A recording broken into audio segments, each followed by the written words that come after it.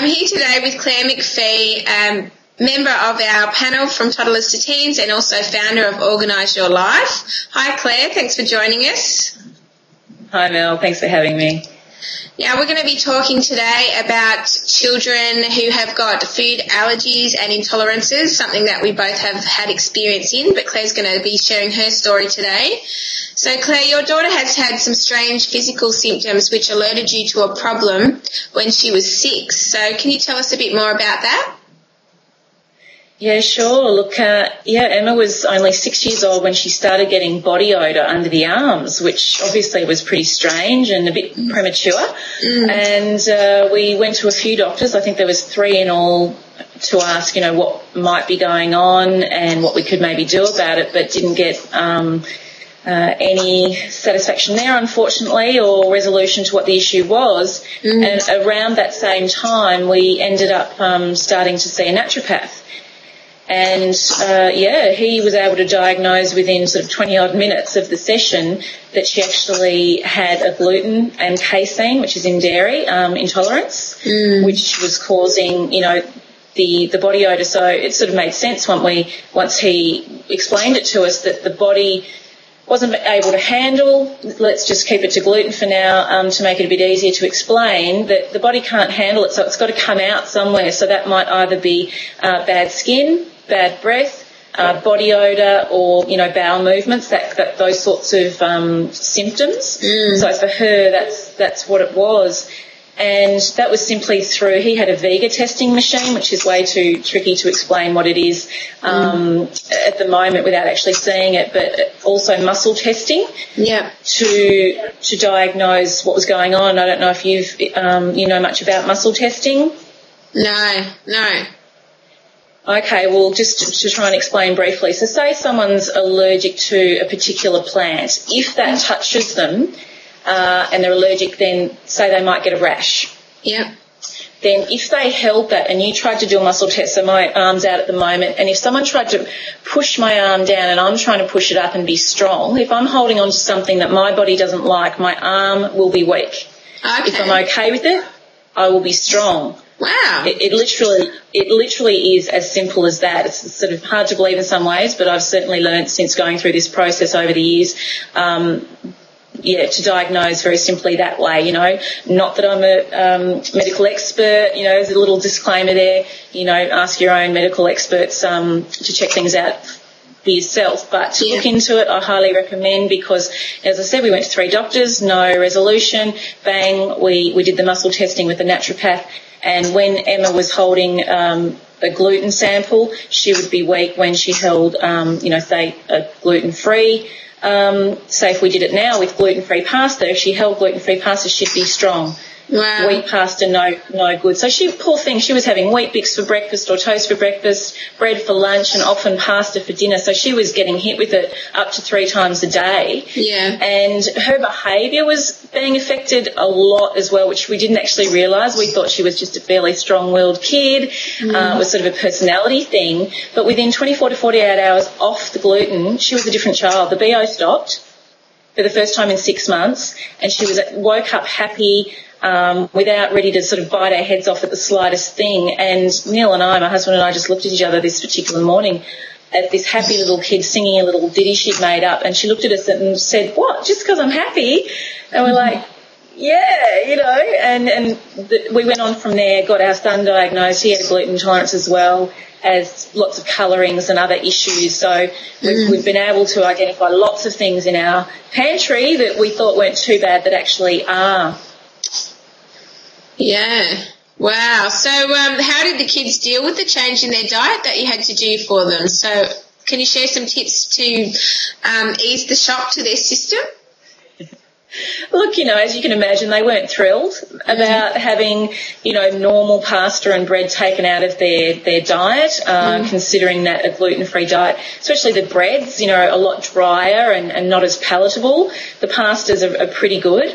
But look, since they've been diagnosed, there's been a lot of improvements with what you can buy at the supermarket that's gluten-free. Yeah. So as the demand for these products has grown, which has obviously been huge. You're able to get stuff that's reasonably priced in most cases that taste, the biscuits or things like that, or other little snacks that are fairly healthy that are gluten-free. Yeah. But look, it was good to be able to have someone else to blame in a way, that it wasn't just you all of a sudden saying, right, you can't eat this, and it's just coming from you. You could say, look, the doctor said, the naturopath said, you can't have this for this reason, and sort of put it onto them, so you don't sort of cop the brunt of the unhappiness, which is obviously going to happen, especially initially. And there's going to be a bit almost like withdrawal symptoms from what they're used to, which they sort of almost crave, even though it's not good for them. So it can be a bit of a gradual process, and you just got to cop the flack. And just say, look, that's just the way it is, because your body is saying it doesn't like it, and it's coming out in this way when you do this, or when you're having these physical symptoms or behavioural symptoms, and just got to stay strong. And if they do get used to it, they might occasionally rear their heads and say a few things, but, that's life. Yeah. My daughter has allergies, mainly to prawn. She's anaphylactic, but she also does break out in hives when she has certain preservatives and colourings. And, it is a very difficult time around Christmas time.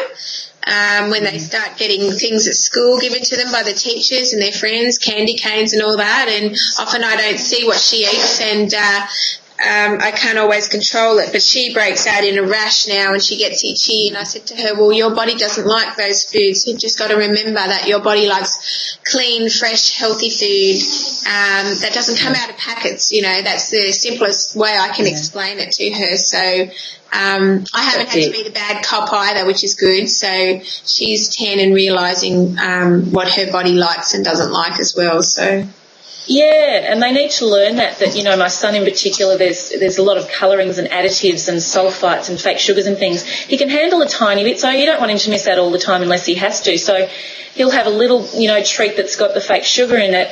One's okay, but half a dozen isn't. So if he overindulges when I'm not around, for example, he will feel sick.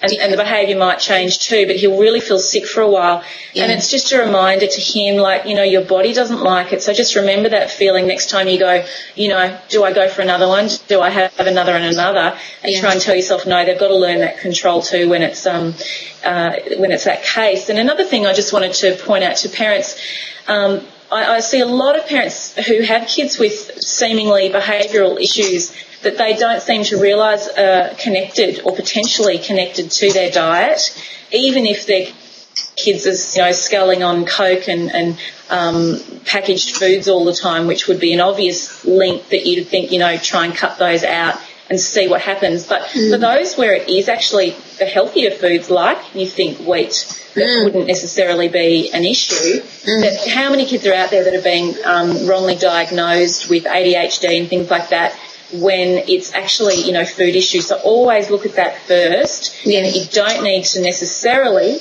go down the whole pinpricking route to see, what it is. Just, take these things out one at a time. Do the muscle testing and see if you can do it yourself without having to go to so much time and expense in some cases. Yeah. So what other tips can you give our viewers when it comes to shopping, when you have to avoid many things, often with strange names and numbers? Yeah, lots of strange names and numbers that you can't possibly memorise for yourself. Over the years, I've found a couple of great websites, Australian-based ones. One is additivealert.com.au and one is hiddendangers.com.au. So they're worth having a look at. And they have, I think from those websites, a great little card. So I've got an example of one here that has additives to avoid, a list of all the particularly nasty ones on both sides there. Mine's getting a bit tatty. I've had it for quite a while, but this stays in my purse for when I go shopping. And I know the particular colours and et cetera that aren't good for my kids, so that I can, when I need to check the ingredients lists and go, oh yeah, that number's no good, so that goes back. And it's just a handy little thing to make shopping a bit easier for you. Yeah, who can memorise these things? Yeah, so that's worth a look too. Oh, excellent. So just to recap, we'll put up the links to those websites that you mentioned, and you can visit those websites to sign up for regular updates on additives to avoid, and also to partake in any petitions to advocate for the help me out here, Claire. Abolition of nasty and unnecessary chemicals in our foods, many of which have already been banned overseas, so your voice does count.